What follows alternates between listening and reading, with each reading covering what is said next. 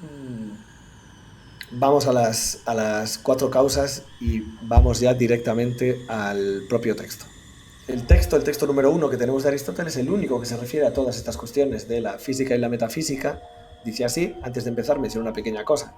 Como veréis, este es un texto, el de las cuatro causas, muy resumidito, muy contenido, pero de él, si os toca este texto, tenéis que sacar parte de lo que he mencionado ahora, que vais a ver cómo se relaciona cuando hablemos de las cuatro causas, para poder explicarlo. Pero es una manera de condensar en esas cuatro causas parte de la explicación del mundo en su conjunto que se hace Aristóteles. Así que básicamente este texto, aunque lo comentemos poco a poco, lo que tendría es que ir conteniendo algunas de estas cuestiones con respecto al paso, a la sustancia primera, a la segunda, al paso de potencia a acto, al movimiento, etcétera, a medida que se corresponda con alguna de estas cuatro causas y de las partes del texto que la analizan.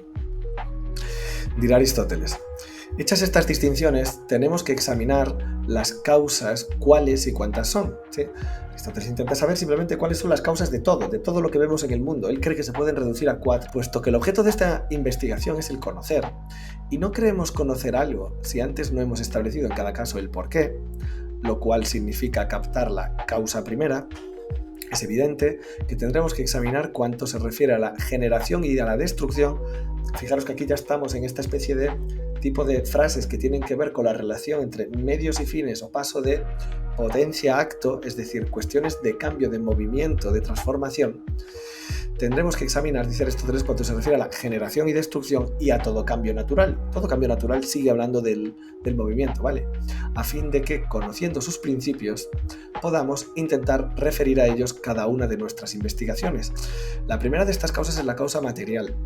Ya hablamos de la diferencia entre materia y forma cuando hablamos de Kant, y aquí vamos a ver que hay una causa material, es esta de la que acabamos de hablar, y que también hay una causa formal. Así que directamente, de una manera sencilla, sin tener que, digamos, memorizar, podemos ya aplicar a dos de estas cuatro causas un nombre que se corresponde con estas, es decir, causa material para la primera, causa formal, como veremos, para la segunda. ¿Cuál es esta primera? Como vemos, aquel constitutivo interno de lo que algo está hecho, la materia de lo que algo está hecho. El bronce de una estatua, la plata de una copa, la madera de una mesa. Esta es la causa primera, es decir, todo lo que hay en el mundo para Aristóteles tiene una causa material, está hecho de algo. Vamos a la segunda. En otro sentido, es la forma o modelo, esto es, la definición de la esencia y sus géneros. Como la causa de una octava es la relación del 2 al 1 y en general el número y las partes de la definición. Vale, aquí el ejemplo que tenemos de la causa formal es un poco más puñetero porque este ejemplo se refiere a cuestiones musicales. La causa de una octava es la relación del 2 al 1, está atribuyendo a una octava musical una relación numérica, una relación de proporción. Vale, por eso dice luego en general al número. Podemos explicar la octava musical en relación en la relación que tiene el 2 con respecto al 1 y ambas, en este caso la del 2 del 1, explicando lo que es un número.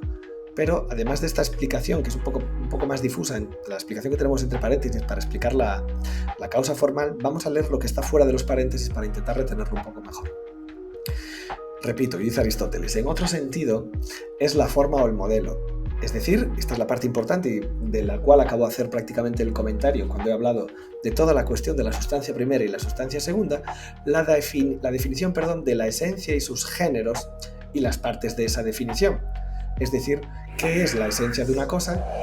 ¿Qué es, en este caso, la esencia de aquello a lo que llamamos la esencia de Bobby, que es que sea un perro? ¿Y cuáles son los géneros de esa esencia? Es decir, por ejemplo, perro, o si subimos un poco más, mamífero o vertebrado. Es decir, esa sustancia segunda de la que hemos hablado son los géneros, las categorías cada vez más amplias en las cuales se incluye la definición de algo.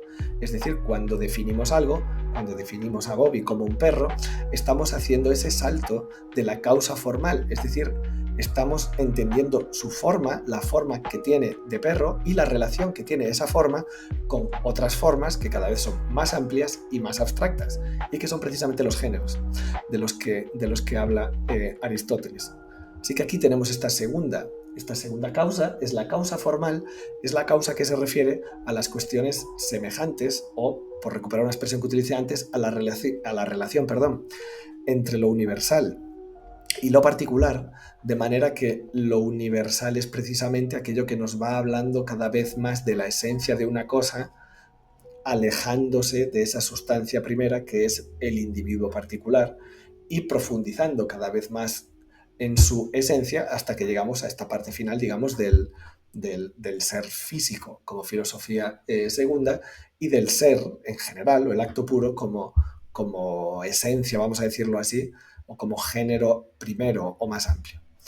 Con lo último que hemos dicho, ya estamos en la segunda de las causas. Primero, repito, material, segunda, formal. Vale. Pasamos a la tercera. Dirá Aristóteles. En otro sentido, tercera de las causas es el principio primero de donde proviene el cambio o el reposo. Como el que quiere algo es causa, como es también causa el padre respecto de su hijo y en general el que hace respecto de lo hecho y lo que hace cambiar algo respecto de lo cambiado. La formulación es un poco críptica, pero quedaros sobre todo con el ejemplo que probablemente sea más nítido de la causa que es el padre con respecto al hijo. El nombre de esta causa, perdón, que estoy despistando y no lo he dicho, es causa eficiente. Podemos pensar esta causa eficiente, si pensamos en el tipo de causa que es el padre con respecto al hijo, Aristóteles se está refiriendo aquí, vamos a verlo de esta manera, a una causa que podemos entender que es cronológica, en el sentido de que estamos hablando de aquella cosa que es anterior a otra y la produce. No puede haber hijo sin padre. El padre tiene que anteceder al hijo. El padre ya es un ser humano que él mismo es un compuesto de materia y forma. Tiene una causa formal, tiene un género, tiene una esencia, es un ser humano. Tiene una causa material, ambas están imbricadas, está hecho de carne y hueso. Ahora, en la tercera de estas causas, la causa eficiente, el padre es el que hace al hijo. Es eficiente porque es lo que produce ese, vamos a ir a la palabra, ese efecto. Igual que, por ejemplo, un carpintero es la causa eficiente de hacer una silla, o de hacer una mesa, o de hacer una puerta, o de hacer una casa. Pero desde el punto de vista de la causa eficiente, la mesa ha sido hecha por el carpintero. Podemos decir, coño, pero es que la madera, pues bueno, la forma de mesa se la ha dado, la madera no, perdón, la forma de mesa se la ha dado el carpintero. Aristóteles va a meter principios independientes aquí. Él cree que esa forma no depende solo del carpintero, la forma cuadrado de una mesa no depende solo de que ese carpintero haga una mesa cuadrada porque hay otras cosas cuadradas. Lo que sí depende del carpintero es ejecutar, efectuar, ser causa eficiente de esa mesa. En otro sentido, es el principio primero de donde proviene el cambio, el reposo, de dónde viene el movimiento, viene de algo anterior. Esto va en la misma línea de todo lo que hemos hablado sobre el motor inmóvil y el hecho de que Aristóteles crea que todo lo que se mueve por otra cosa. Esto tiene que ver todo, y sería lo que habría que explicar, con el hecho de que el motor inmóvil como causa y causada, como primera cosa que no se mueve y mueve a otras, sea, vamos a decirlo así, la causa eficiente por antonomasia, porque es la que pone a andar el movimiento de todo el resto de cosas que en el mundo físico se mueven. Repito entonces, en otro sentido, es el principio primero de dónde proviene el cambio o el reposo. Como el que quiere algo es causa, como es también causa el padre respecto de su hijo, y en general el que hace respecto de lo hecho. Y es lo que hace cambiar algo respecto de lo cambiado. Vale. Vamos a ir con la última, con la final, que es la causa final. Voy a leer. Y en otro sentido, causa es el fin. Aquí os invito a pensar no solo en fin, como dije antes, sino en finalidad, propósito, objetivo, el para qué de algo, incluso si queréis su función. Esto es aquello para lo cual es algo. Por ejemplo, el pasear respecto de la salud. Pues, ¿por qué paseamos? A lo que respondemos, para estar sanos. Y al decir esto creemos haber indicado la causa. Aquí estamos de manera, vamos, clara, nítida, en la relación medios-fines, de la que ya, bueno, no me quiero repetir más. Entonces, este ejemplo que pone Aristóteles es un ejemplo nítido con respecto a la relación medio-fin. Pasear respecto a la salud. ¿Quieres estar sano? ¿Para qué paseo? Paseo con respecto, o sea, paseo para tener salud. ¿Cuál es mi fin? Tener salud. Y pasear es un medio. literalmente estamos en la relación medios-fines, ¿vale? Aristóteles cree que hay una causa de algo que es el fin. Hay una causa de todo, cuidado, no solo del comportamiento humano, sino de todos los fenómenos del mundo, que es el fin de esa cosa, aquello que persigue, aquello que transita, el cambio de la potencia al acto, al nivel natural, también se encuentra aquí. Es decir, las cosas del mundo que no son personas también quieren alcanzar una finalidad. Recordad, la semilla se transforma en árbol y a nivel, digamos, macro, el mundo en sí mismo, el mundo físico puede ser visto como un medio para ese fin, para esa causa final metafísica, ontológica, teológica, que es el acto puro. Volvemos al texto. A lo que respondemos, dice Aristóteles, para estar sanos. Y al decir esto queremos haber indicado la causa. Y también cualquier cosa que, siendo movida por otra cosa, llega a ser un medio respecto del fin, como el adelgazar, la purgación, los fármacos y los instrumentos quirúrgicos llegan a ser medios con respecto a la salud. Esto es, en líneas generales, reiterar la misma idea, sea adelgazar, sea la purgación. No sé muy bien a qué se refiere aquí Aristóteles, pero bueno, se mueve en territorio de la salud. Los fármacos, es decir, pues, adelgazar es bueno para la salud, es un medio. Utilizar fármacos, utilizar medicamentos es un medio también para la salud. Incluso los instrumentos quirúrgicos, el bisturí, es un medio para la salud. Todos ellos son medios para un fin, en este caso, la salud. Todas estas cosas, dice Aristóteles, son para un fin y se diferencian entre sí en que unas son actividades y otras instrumentos. O vamos a decirlo así, sustituyendo esta cuestión de las actividades y los instrumentos por la de fines y medios, algunas son fines, otras son instrumentos, medios para esos fines. Vale.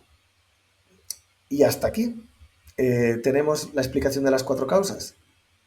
Con respecto a cada una de ellas, podemos desarrollar varias de las partes que tienen que ver con la visión física y metafísica de Aristóteles. La primera causa habla de la materia. La relación materia y forma ya nos tiene que servir para hablar de esas dos primeras causas y del hilemorfismo aristotélico. Porque Aristóteles cree que hay una causa que es material, cree que es una causa formal. Ahí nos metemos a explicar el hilemorfismo, el hecho de que Aristóteles cree que todo está compuesto por materia y forma, y directamente a través de este punto también hacemos la explicación que nos pueda caber en el examen con respecto a toda esta cuestión de la sustancia primera y la sustancia segunda que hemos hablado, es decir, de los individuos, de los entes, de las cosas, de los organismos que son compuestos de materia y forma y son la sustancia primera a la que se refiere Aristóteles cuando ve un perrete y dice, anda, mira, Bobby. ¿Bobby qué es? ¿Es un perrete? Sí, bueno, cuidado. Es una sustancia primera porque es Bobby, es un compuesto de materia y forma, es un compuesto de semejanzas y desemejanzas, y las semejanzas es aquello en lo que vamos escalando a medida que nos referimos, como dije antes, a todas estas cuestiones ontológicas del ser, etcétera, y vamos ampliando en función de la esencia de ese organismo, de ese individuo singular, de ese ser particular. Es decir, la segunda de las causas, que es formal, nos sirve también para explicar la parte de la forma que es la que escala desde la sustancia primera a la filosofía primera, siendo esta el fin de todo. Y al mismo tiempo, una vez tenemos esto en mente y lo vamos desarrollando poco a poco a medida que desarrollamos estas cuatro causas, podemos desarrollar, bueno, a medida que hemos desarrollado en principio estas dos que he comentado, en la tercera podemos hablar de, en torno a la causa eficiente, del motor inmóvil, del problema del movimiento en Aristóteles y del hecho de que cada uno de estos movimientos tienen que venir de todo, y aprovechamos en ese momento para hablar del propio movimiento. Lo dice Aristóteles explícitamente, es de donde viene el cambio del reposo. Así que podemos hablar de todo aquello que es eficiente, que antecede, que explica de una manera anterior lo que viene después. Y por último, en toda esta parte de la causa final, podemos volver a tocar aquello que hemos hablado de la metafísica, de la teología, del acto puro, pero desde el punto de vista de la causa final. Podemos hablar de la finalidad, si nos ponemos espléndidos, ya no solo desde el punto de vista natural de la física y de la metafísica en la obra de Aristóteles, sino que también lo podemos hacer desde el punto de vista de la finalidad que cree que hay, incluso, porque estamos ya en la parte más desmadrada y más abstracta, incluso en la parte de la finalidad. del ser humano, que es la felicidad, o la finalidad de esa misma finalidad del ser humano, no siendo solo la felicidad en un nivel ético, que es lo que tenemos en la pregunta de la ética antirrelativista, sino también en un nivel político, es decir, la ciudad como finalidad del ser humano y como lugar en el que hallar la máxima felicidad como explicación de la política. Tendríamos, vamos a decirlo así, un ser de lo ético, que sería la propia felicidad, y un ser de lo político, que contendría a lo ético, que contendría la ética, la felicidad individual del ser humano, en la felicidad colectiva, que sería el fin del ser humano como especie en sociedad. Y todo ese círculo lo podemos ampliar desde la parte que es ética o política a la parte, vamos a decirlo así, natural, en este caso biológica, para poder explicar la diferencia entre potencia y acto, de manera que expliquemos la diferencia entre potencia y acto como una diferencia que hay de finalidad de algo que está en potencia y todavía no ha llegado a su fin, a ser en acto. Igual que podemos entender, vamos, el ejemplo que puse antes de la semilla con respecto al árbol, y entender que ahí hay movimiento, ahí hay cambio, ahí hay tránsito a eh, a una finalidad, hay cambio de la potencia al acto. Y en un nivel ya, pues vamos a decirlo así, más cósmico y que incluya el mundo físico, podemos explicar ya esa finalidad como finalidad que abarca las partes más abstractas de la filosofía aristotélica, como finalidad que ya empieza a tocar esa filosofía segunda, que es la propia física, y como la causa final ya catapultada a su último paso es la filosofía primera, el acto puro, aquello que es la finalidad, vamos a decirlo así, de las finalidades que se encuentran después de todo el mundo físico, entendido él mismo como un medio o como algo que está todavía en potencia y que no ha alcanzado la perfección que es la del motor móvil o el acto puro. Y me voy a callar ya porque menuda chapa. Uf.